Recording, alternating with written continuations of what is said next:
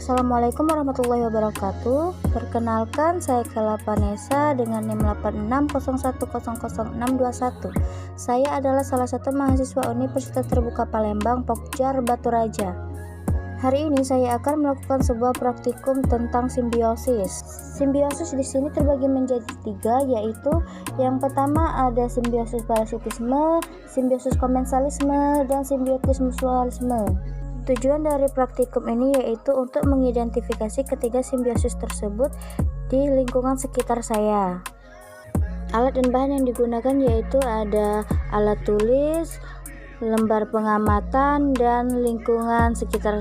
Yang pertama kita akan membahas tentang simbiosis parasitisme. Simbiosis parasitisme merupakan hubungan satu spesies mendapatkan keuntungan dan spesies lainnya dirugikan. Jenis hubungan parasitisme yang pertama yaitu ada kutu dan manusia. Pihak yang dirugikan di sini yaitu adalah manusia, karena darah manusia dihisap oleh kutu. Sedangkan pihak yang diuntungkan yaitu kutu, karena kutu memperoleh makanan dari manusia yaitu darah. Yang kedua ada pohon mangga dan benalu. Pihak yang dirugikan di sini adalah pohon mangga, karena produksi makanan berkurang dan tidak bisa berbuah. Sedangkan yang diuntungkan yaitu adalah benalu, bisa menyerap makanan dari inangnya.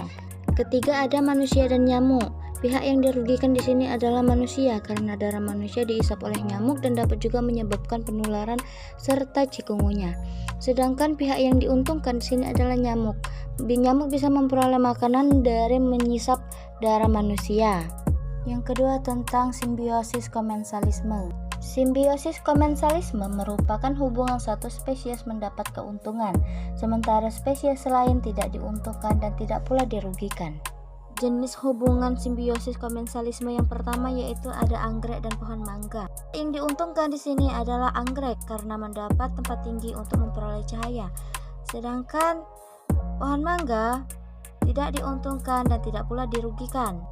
Yang kedua ada sirih dan tumbuhan inangnya. Pihak yang diuntungkan di sini adalah sirih karena mendapat tempat tinggi untuk memperoleh cahaya. Sedangkan inangnya tidak diuntungkan dan tidak pula dirugikan. Yang terakhir ada tumbuhan paku dan pohon jati. Pihak yang diuntungkan di sini adalah tumbuhan paku, karena tumbuhan paku bisa mendapatkan sinar matahari untuk melaksanakan fotosintesis. Sedangkan pohon jati tidak diuntungkan dan tidak pula dirugikan. Yang ketiga ada simbiosis mutualisme. Simbiosis mutualisme merupakan hubungan kedua spesies mendapatkan keuntungan dan dapat berkembang dengan baik. Jenis hubungan simbiosis mutualisme yang pertama yaitu ada kupu-kupu dan tanaman berbunga. Pihak kedua ini sama-sama diuntungkan. Yang pertama kupu-kupu mendapatkan keuntungan nektar dari bunga, sedangkan tanaman berbunga mendapatkan keuntungan yaitu bisa membantu penyerbukan.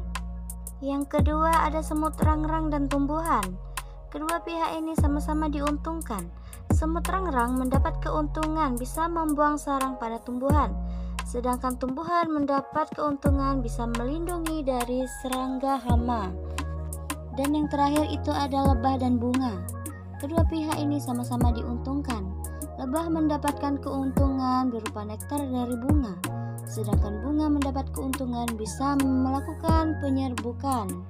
Setelah melakukan sebuah praktikum simbiosis, dapat disimpulkan bahwa simbiosis parasitisme meskipun merugikan inang, parasit biasanya tidak sampai membunuh inangnya. Hal ini karena kelangsungan hidup parasit bergantung pada inang sebagai sumber makanan. Jika inang mati, parasit juga akan kehilangan sumber makanan dan ikut mati. Simbiosis komensalisme. Dalam jangka waktu panjang, simbiosis ini berpotensi memberi dampak buruk bagi tumbuhan inangnya. Misalnya, menghambat pertumbuhan atau mengurangi produktivitas jika keberadaan terus-menerus. Simbiosis mutualisme. Hubungan dua spesies makhluk hidup yang bersamaan dan saling menguntungkan satu sama lain. Sekian praktikum IPA tentang simbiosis pada kali ini. Apabila ada kekurangan saya mohon maaf. Saya akhiri, wabillahi taufiq wal hidayah. Wassalamualaikum warahmatullahi wabarakatuh.